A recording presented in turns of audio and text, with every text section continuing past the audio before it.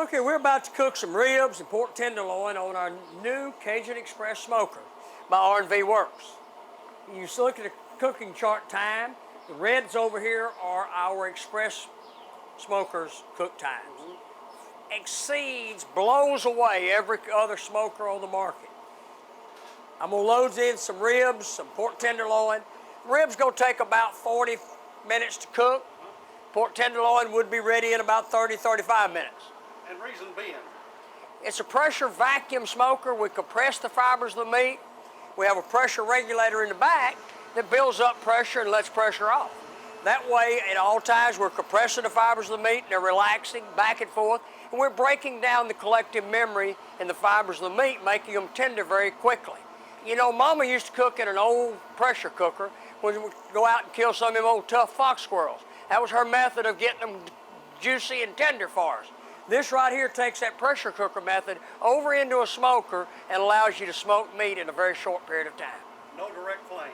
No direct flames inside. We have a chip tray that we put in here. They'll start smoking and smoldering. That's where we get our smoke flavor from.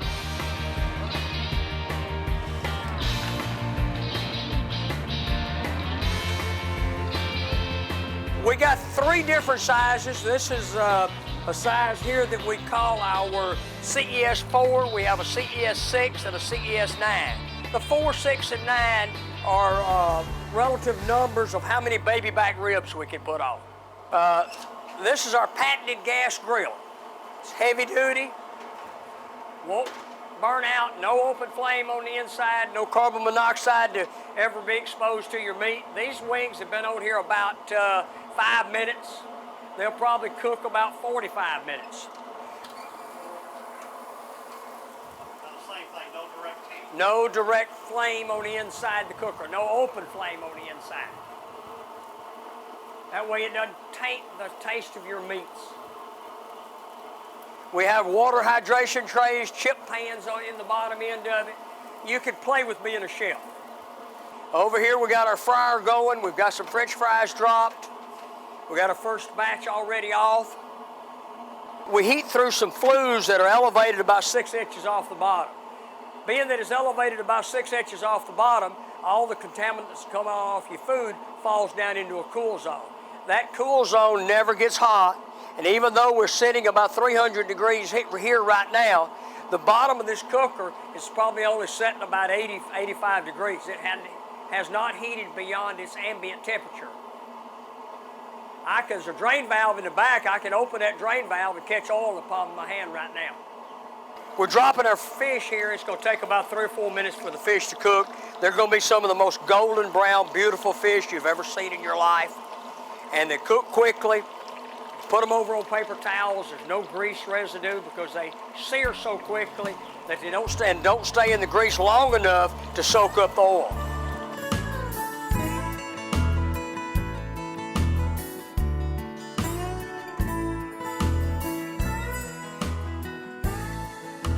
Okay, now these fish have been in here about between 4 and 5 minutes. When you pull them out, you see how golden brown, beautiful fish. We hang it up top, let them drip for a couple of minutes. That way it gets all the oils away from them. And shake it a little bit, get the rest of the oil off, dump them in a pan. We're ready for lunch.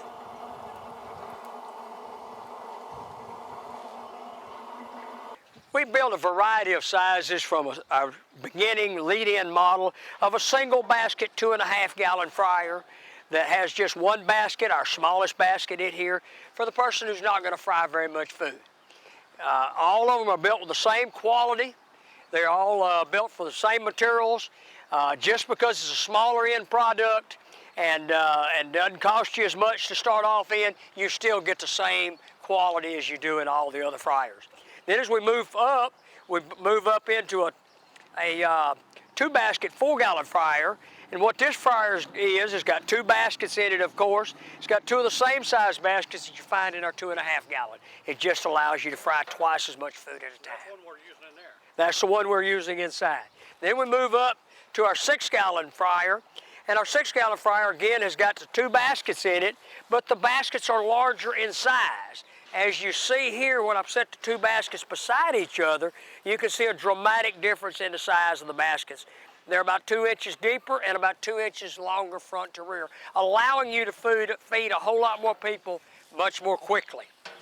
You can also fry a 12 to 14 pound turkey in this 6-gallon unit. Then you move on up to our 8.5-gallon fryer. It's got 3 of the larger type baskets in it. It'll fry 2 turkeys at the same time, built with the same quality, materials, and workmanship.